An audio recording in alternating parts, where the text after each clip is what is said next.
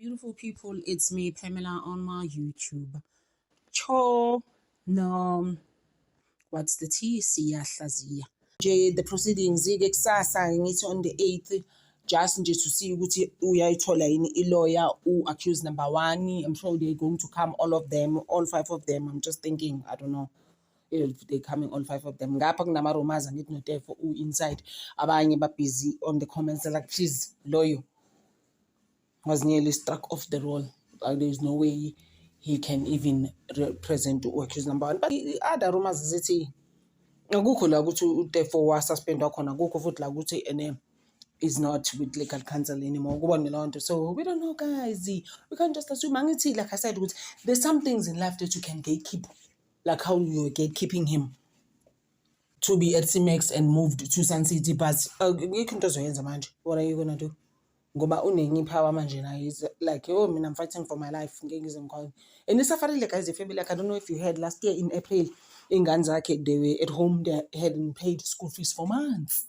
You know, Muto went through so much. A lot. There was money being collected for his wife. There was just a lot going around nje impilo yakhe nje. Ukubona bamfrustrate kakhulu uTefo.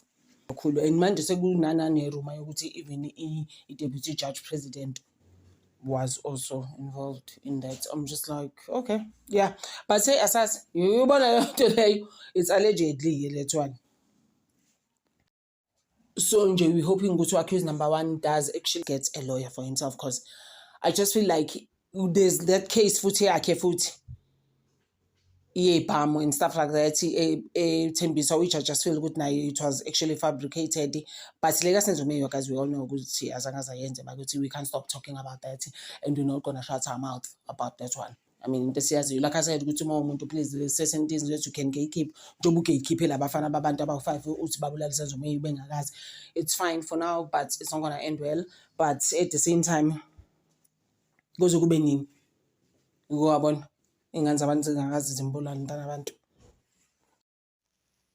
guys, I love all your comments. About a comment le ethe umlungu asithole umlungu as lawyer accused number 1 umuzi kakhulelwa sibiya, because that umlungu is going to scare Orata. Oh, guys, I was just like, wow. Nale comment le yokuthi guys, normally vele mangabe kukhona icrime endaweni ethizeni kuthiwa abantu kade bekhona ababonile namba besicela bona. But in the case, guys, it has never happened. I'm just like, senziwelani maropo senzeni lenga ukuthi size sithuthe kanje, like how senzo mama gone and be like, ngenzeni umntana wenzani yena usenzo, for us to be treated so unfairly in this case, like senza in. So one of the comments, guys, zishilo futhi nazo ukuthi the same thing that we've been repeating, ukuthi thina sanandaba sifuna ucase 37510, sifuna abantu ababesendlini thina, guys.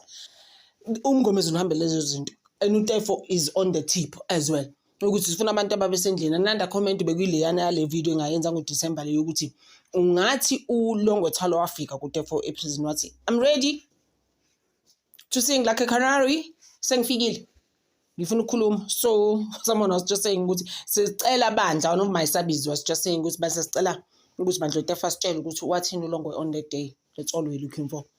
Which is the truth, guys. Was like goes kube nini uLongwe, why can't he just available uhlanya afike high court if it means he runs from 4 ways from internal hlahla like on 4 ways and run to Pretoria court and be like sengifikile judge la ngikathele mina lo ubele uzokwenzani lapho ngoba ngeke nama guards there ambambe uzufika kakhulu. That's all thina izinto esifuna mase sikhathele thina, guys. Yo amanga.